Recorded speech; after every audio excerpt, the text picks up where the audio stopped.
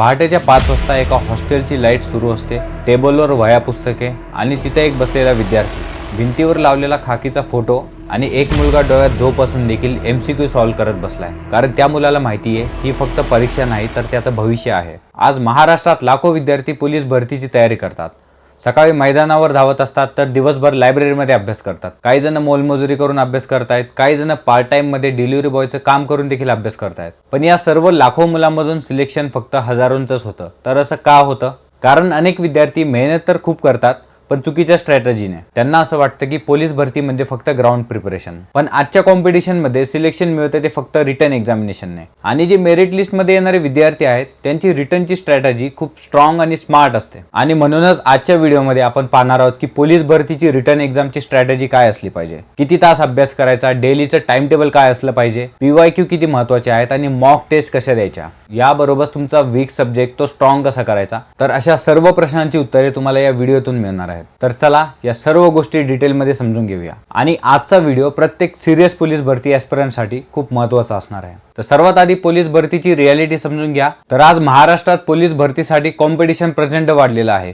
एका जागेसाठी हजारो विद्यार्थी असतात, लाखोने फॉर्म आलेले असतात. आणि आता फक्त पासिंग होणं पुरेसं राहिलेलं नाही तर तुम्हाला मेरिट लिस्टमध्ये यावं लागतं. आणि मेरिट लिस्ट बनते रिटन एक्झाम प्लस ग्राउंड यांच्या कॉम्बिनेशनवर. आणि इथे एक रियालिटी आहे, मैदानात हजारो विद्यार्थी चांगले असतात. रनिंग, पुशअप्स, लॉंग जंप हे अनेकांना जमतं. पण रिटर्न मध्ये स्ट्रॉंग मार्क्स आणणारे विद्यार्थी कमी असतात. आणि म्हणूनच रिटर्न एक्झाम हा पूर्णपणे गेम चेंजर बनतो. तर आता पाहूया की अनेक विद्यार्थी नेमकं कोणत्या चुका करतात. तर सर्वात पहिली चूक म्हणजे रॅन्डम स्ट्रॅटेजी. आज एक YouTube चॅनल, उद्या एखादं पुस्तक, परवा तिसऱ्या नोट्स, या सर्व गोष्टीमुळे विद्यार्थ्याच्या मनामध्ये क्लॅरिटी तयार होत नाही. आणि यातली दुसरी चूक अशी आहे की आपल्या फेवरेट सब्जेक्टला जास्त वेळ देणं आणि इतर विषयांना इग्नोर करणं. तिसरी आणि महत्त्वाची चूक म्हणजे अभ्यास पूर्ण करून देखील मॉक टेस्ट न देणं.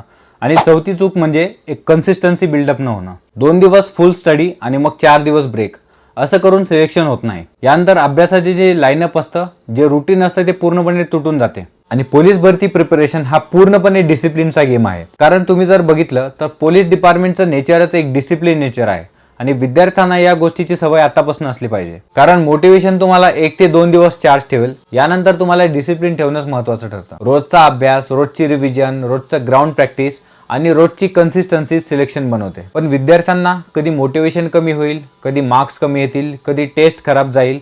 पण अशा गोष्टींमध्ये विद्यार्थ्यांनी खचून जाऊ नये. या सर्व गोष्टी होऊन देखील जो विद्यार्थी सातत्याने अभ्यास करतो त्याचंच नाव मेरिट लिस्टमध्ये दिसते. आता सर्वात इम्पॉर्टंट स्टेप समजून घ्या, तो म्हणजे सिलेबस. कारण सिलेबस शिवाय प्रिपरेशन करणं म्हणजे पूर्णपणे डिरेक्शनलेस होणे. पोलीस भरतीचे मुख्य विषय म्हणजे मराठी व्याकरण, गणित, बुद्धिमत्ता, सामान्य ज्ञान आणि करंट अफेअर्स. आता इथे स्मार्ट प्रिपरेशन करणं खूप इम्पॉर्टंट असतं.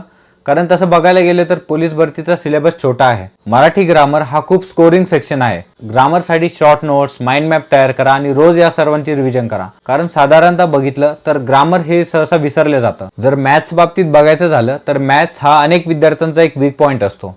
पण एक गोष्ट लक्षात ठेवा, मॅथ्स प्रॅक्टिस शिवाय इम्प्रूव्ह होत नाही. फक्त फॉर्म्युलाचा रट्टा मारून यामध्ये काहीच उपयोग नाही. तर कॉन्सेप्टला क्लिअर करणं खूप इम्पॉर्टंट असतं. जसं की percentage, ratio, average, profit and loss, time and work, यानंतर सिम्प्लिफिकेशन्स, हे टॉपिक्स रिपीटेड प्रॅक्टिसने स्ट्रॉंग होतात आणि यावरच जास्त क्वेश्चन बघायला मिळतात. दररोज मिनिमम 25 ते 30 मॅथ्स क्वेश्चन सॉल्व्ह करून बघा. यानंतर GK आणि करंट अफेअर्स हा सेक्शन स्मार्ट स्ट्रॅटेजीवर चालतो. करंट अफेअर्स बाबतीत बघायचं गेलं तर शेवटला या गोष्टीचा खूप लोड येतो.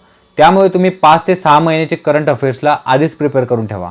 जसं की स्पोर्ट्स, अवॉर्ड्स, यानंतर इम्पॉर्टंट डेज जे असतात महिन्यातले, त्यानंतर स्टॅटिक GK, हिस्ट्रीचे बेसिक्स जे असतात, हे टॉपिक्स खूप इम्पॉर्टंट आहेत. आणि यानंतर इंटेलिजन्स सेक्शन जो आहे तो स्पीडवर चालतो. जसं series, coding, decoding, blood relation, direction and sense, हे टॉपिक्स रोज तसे प्रॅक्टिस करण्यासारखे आहेत आणि ते रोज प्रॅक्टिस केलेच पाहिजे. पहिल्या दिवशी स्पीड कमी वाटेल पण जसे जसे तुम्ही प्रॅक्टिस कराल तसं बऱ्याच दिवसानंतर तुम्हाला स्पीडमध्ये इम्प्रूव्हमेंट बघायला मिळेल. या सर्व गोष्टींची इम्प्रूव्हमेंट कन्सिस्टन्सीने होईल. आणि आता सर्वात महत्त्वाचा मुद्दा म्हणजे प्रिव्हियस इयर क्वेश्चन प्रॅक्टिस. तर MPSC आता परीक्षा घेणार असल्यामुळे MPSCचे जे गट ड चे पेपर आहेत तर ते मागील 5 वर्षाचे पेपर तुम्ही व्यवस्थित अनालाइज करा. यातून तुम्हाला कळेल की रिपीटेड थीम कोणत्या आहेत, कोणत्या टॉपिकवर जास्त क्वेश्चन विचारले जातात आणि कोणत्या थीम वारंवार रिपीट होतात. आणि आत्तापर्यंत तुम्ही कोणतीही मॉक टेस्ट लावली नसेल तर हेच 5 वर्षाचे क्वेश्चन पेपर तुम्ही एक मॉक टेस्ट सारखं टाइम लावून सोडू शकता. तुम्ही आत्तापासून या सर्व गोष्टींचा अनालिसिस करून ठेवा. जसं जसं परीक्षा जवळ येईल तसं दिवसाला किमान तुमचे 100 क्वेश्चन तरी सॉल्व्ह झालेले पाहिजे. आणि आता प्रश्न उरतो, दिवसाचा तुमचा टाइम टेबल कसा असला पाहिजे. तर सकाळी जेव्हा मैदानावर तुम्ही प्रॅक्टिस करून येता, त्यानंतर ब्रेकफास्ट वगैरे झाल्यानंतर पुढचं 3 तास तुम्ही फोकस GKला दिले पाहिजे. त्यानंतर दुपारी तुम्ही 1 तासाची मॉक टेस्ट सोडू शकता आणि संध्याकाळी रिव्हिजन करू शकता. तसेच ग्रुप स्टडी देखील तुम्ही करू शकता. सोबतच एक फुल लेंथ मॉक टेस्ट तुम्ही वीकली देऊ शकता. आजचा जर विद्यार्थ्यांचा सर्वात मोठा कोणता शत्रू आहे तो म्हणजे डिस्ट्रॅक्शन. इंस्टाग्रामवर तासनतास घालवणं, यूट्यूबवर फेक मोटिवेशनच्या मागे धावणं, या सर्व गोष्टींनी सिलेक्शन नाही भेटत. तर ते भेटतं तुम्ही तासनतास जर मेहनतीने एका ठिकाणी बसून अभ्यास केला तरच तुम्हाला यामध्ये यश मिळेल. आतापर्यंतच्या सांगितलेल्या स्ट्रॅटेजीनुसार तुम्ही अभ्यास केला तर तुमचं नाव कदाचित मेरिट लिस्टमध्ये दिसू शकतं. बऱ्याच विद्यार्थ्यांना कोचिंग क्लासेस बाबतीत बरेच प्रश्न आहेत. तर अशा विद्यार्थ्यांसाठी ज्यांना ऑनलाईन कोचिंग करायची आहे किंवा ऑफलाईन कोचिंग करायची आहे, तर ज्या विद्यार्थ्यांना ग्राउंडची फॅसिलिटी जवळपास आहे घराच्या, तर ते ऑनलाईन कोचिंग करू शकता. किंवा ज्या विद्यार्थ्यांना कोणतीही फॅसिलिटीज अवेलेबल नाही आहे, तर त्यांनी रिलायबलच्या निवासी बॅचेससाठी प्रवेश सुरू झाले आहेत. तर खाली दिलेल्या व्हॉट्सअप लिंकवर क्लिक करून आजच आपला प्रवेश निश्चित करू शकता. इथे तुम्हाला एक डेडिकेटेड आणि एक डिसिप्लिन असं वातावरण बघायला मिळेल. कारण पोलीस भरतीची तयारी तुमच्याकडनं पूर्णपणे एक डिसिप्लिन मागते आणि इथं पूर्ण प्रकारे तुमच्याकडनं डिसिप्लिन तयारी करून घेतली जाते.